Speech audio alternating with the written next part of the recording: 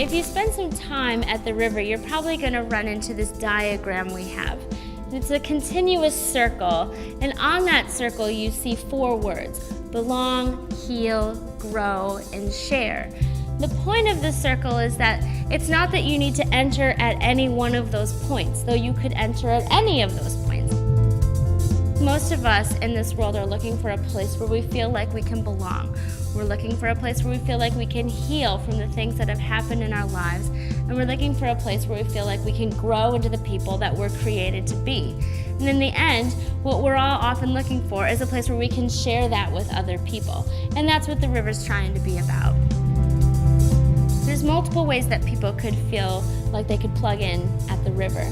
On the smallest of levels, you can just come to a service. There's plenty of opportunity to meet people at a service.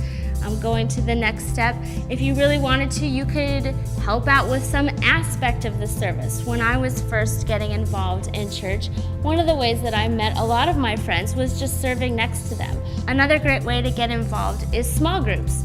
So small groups happen each week in smaller settings, and it gives people the opportunity to get to know other people, to get to know the Bible better, to ask questions about the Bible, to ask questions about life, to get prayer about life. And so a lot of people feel like that's just as important as their Sunday morning times, because they feel as though they're getting something that always meets their needs in a personal way. And then the other way that you could get involved probably has something to do with any of our outreach activities, so things that we're just doing in the community. Either way, no matter how you get involved, there's lots of things that you can do in order to feel like you belong here.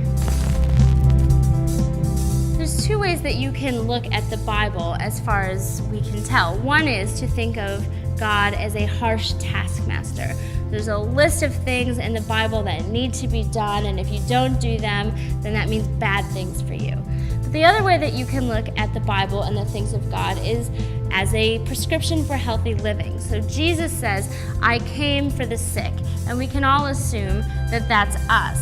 And so when we encounter these things in the Bible, if we can wrestle with them to say, okay, what does this mean for my life to go well? Is this in some way connected with my life going well?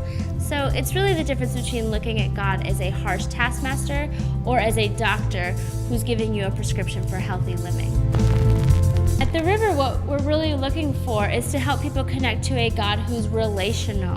So we're not talking anymore about a God where the whole point is to be afraid that you have to do a certain amount of things to earn his favor. The point is like, look, even when something is not going what we might say is God's best for us, God still cares for us. God is still plugged into us. And God didn't really expect you to do more than what you were capable of in that moment. So God still wants to relate with you. God still wants to talk with you. God still wants to be part of your life. And that's what we're experiencing. It's not about all of these things that we need to do in order to make God happy. It's about just being with God. In the end, that's all that God wants from us, is to be with us.